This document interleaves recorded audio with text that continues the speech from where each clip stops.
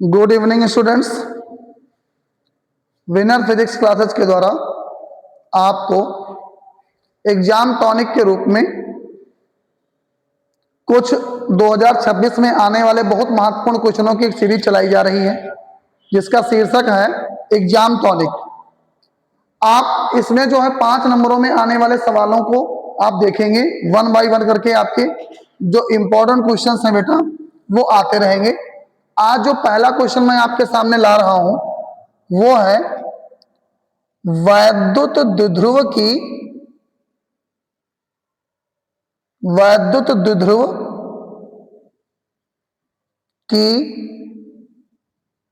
अक्षीय स्थिति में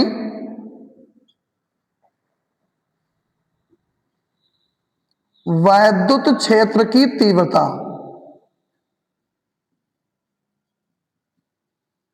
ये एक डेरिवेशन है बेटा, आपने सुना होगा, नहीं सुना है तो आप जान लीजिए। एक अक्षीय स्थिति में है बेटा और दूसरा आपका निरक्षीय स्थिति में भी आता है। ठीक, अक्षीय स्थिति और निरक्षीय स्थिति दोनों स्थितियों में आपका ये वीडियो आता है, तो लेक्चर है। और ये दोनों चाहे अक्षीय वाले हों चाहे निरक्षीय वाले हों, हर वर्ष बोर्ड एग्जाम में दोनों में से एक क्वेश्चन हर वर्ष आता ही आता है। तो इसलिए आपको ये पहला क्वेश्चन जो आज कराने जा रहे हैं इसे आप ध्यान से देखिए और घर पर रिवाइज जरूर करें, इसे बार बार देखें और रिवाइज करें। देखिए बेटा ध्यान से, यह एक आपका कोई माइनस का क्यू आवेश है और यहां कोई आपका प्लस का क्यू आवेश है। अगर इन दोनों के बीचों बीच में कोई पॉइंट ओ ले लिया जिसकी प्लस क्यू से दूरी बेटा क्या है एल और माइनस क्यू से भी दूरी क्या है एल है। ठीक, अगर ओ से बेटा आर दूरी पर, ओ से क्या आर दूरी पर कोई बिंदु पी लिया जाए और इस बिंदु पी पर हमें क्या निकालनी है, वैद्युत क्षेत्र की तीव्रता। तो ध्यान देंगे बेटा, थोड़ा एक बात मेरी बहुत गौर से देखिएगा आप, जो सबसे ज्यादा इंपॉर्टेंट है वो क्या है सुनिएगा। आपसे जब वैद्युत क्षेत्र की वैल्यू आप कैलकुलेट कर रहे हो तो हमें पीछे पता हो चुका होगा कि वैद्युत क्षेत्र की तीव्रता जो होती है ना वह सदिश राशि होती है। और जब सदिश राशि की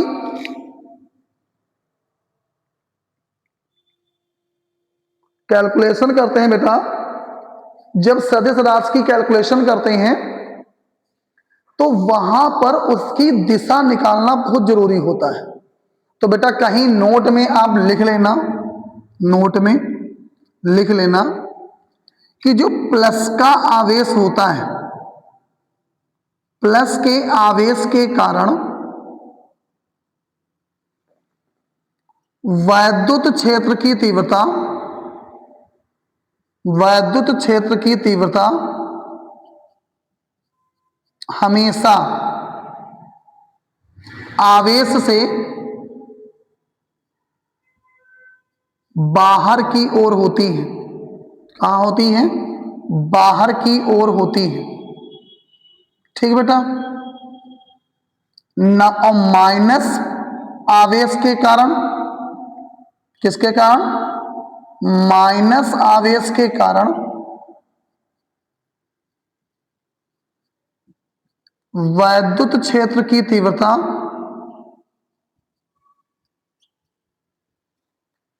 हमेशा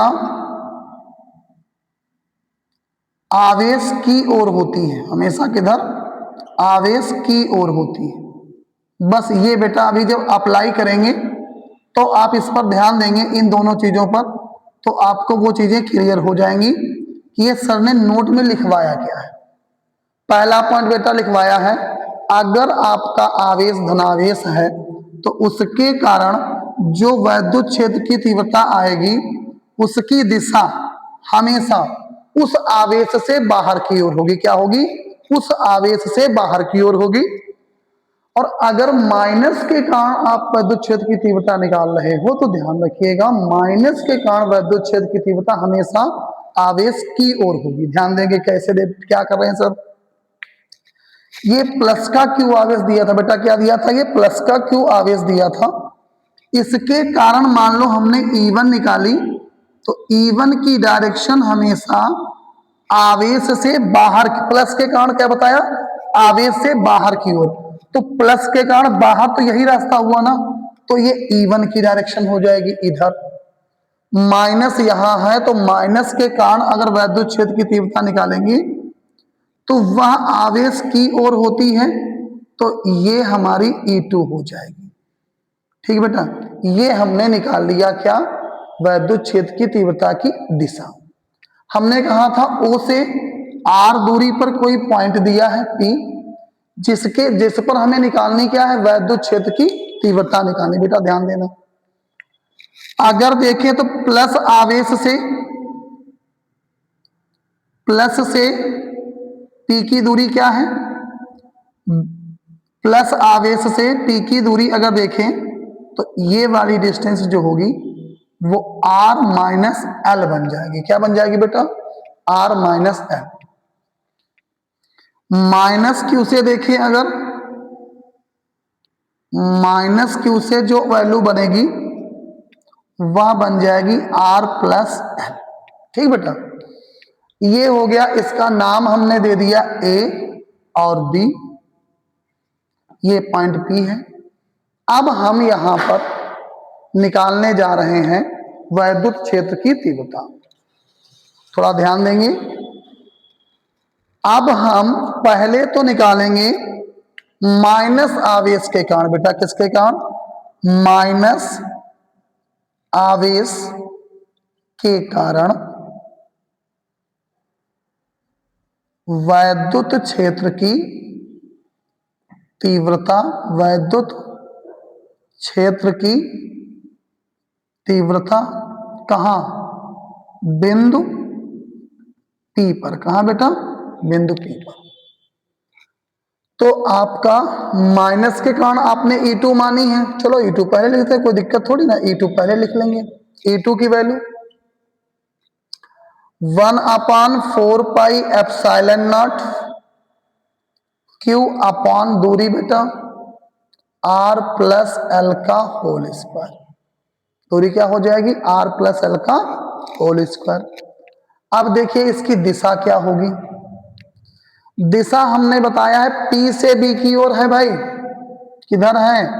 P से B की ओर, या इसे और भी लिख सकते हैं P से बाईं ओर।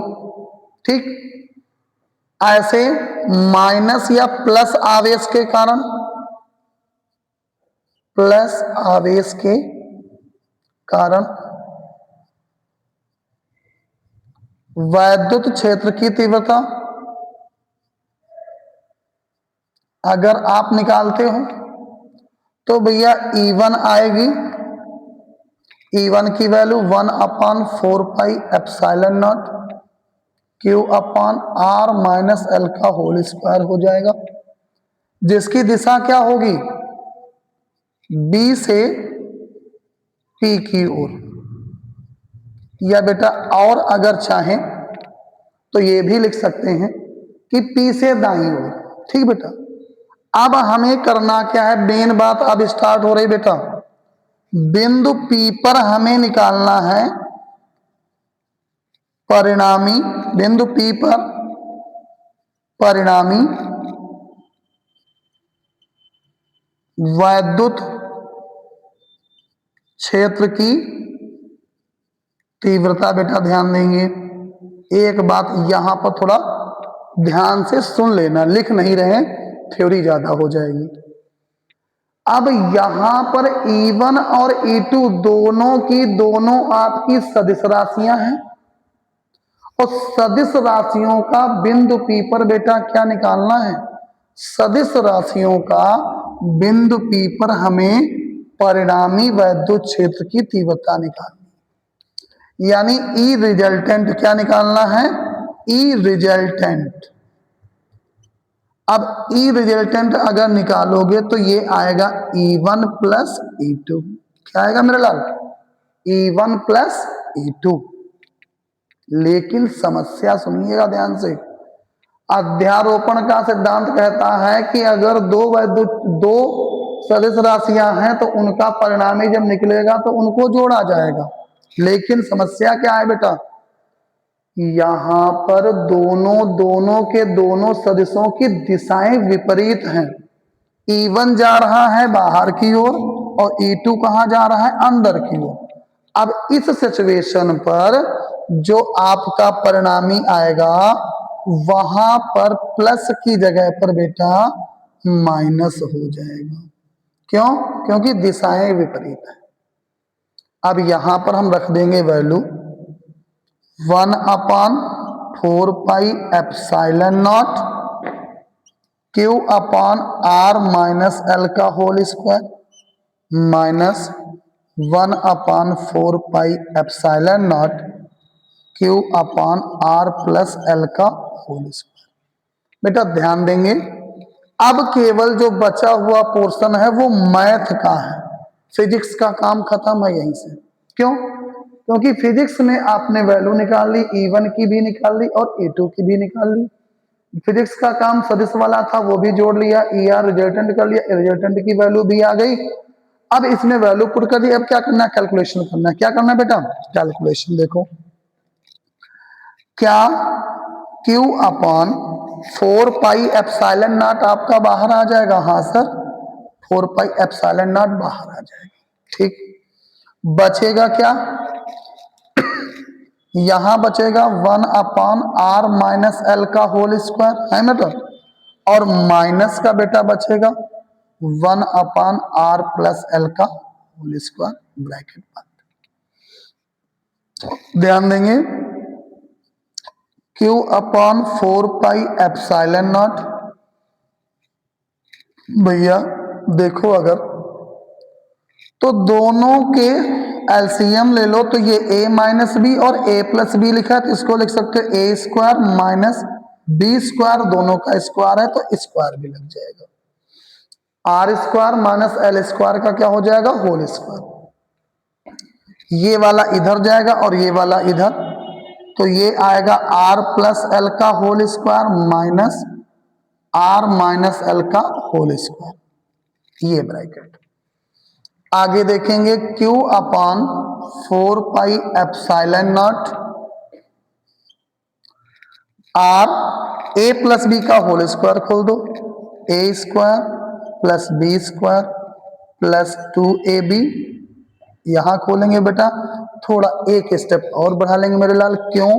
क्योंकि यहां माइनस लगा है और माइनस जब ब्रैकेट से पहले हो तो उसको ब्रैकेट में रखो, सॉल्व करने के बाद ब्रैकेट खोलेंगे। क्यों? क्योंकि अगर सॉल्व कर देंगे हो सकता है कहीं प्लस माइनस गलती हमसे हो जाए, इसलिए एक स्टेप बढ़ाने में कुछ नहीं जाता। तो यहाँ R square plus L square minus का 2RL, ठीक, नीचे आ जाएगा बेटा R square minus L square का होल स्क्वायर। ठीक भाई, अगला Q/4πε0।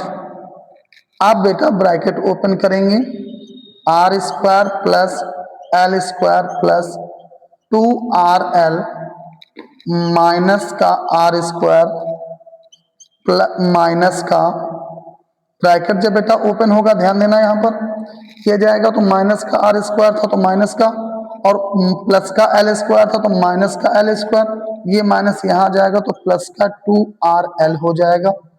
नीचे बेटा आ जाएगा R square minus L square का होल स्क्वायर।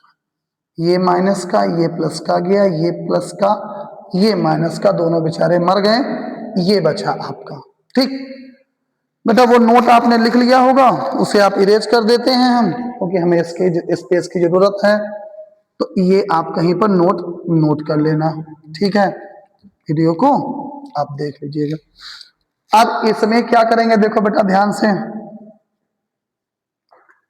ये तो ऊपर चला गया तो यहां बचा क्या, Q/4πε0 बेटा ऊपर बचा 4RL upon R square minus L square का होल स्क्वायर। थोड़ा गौर फरमाए, क्या R जो है आर के कंपैरिजन में क्या स्मॉल एल की वैल्यू छोटी है?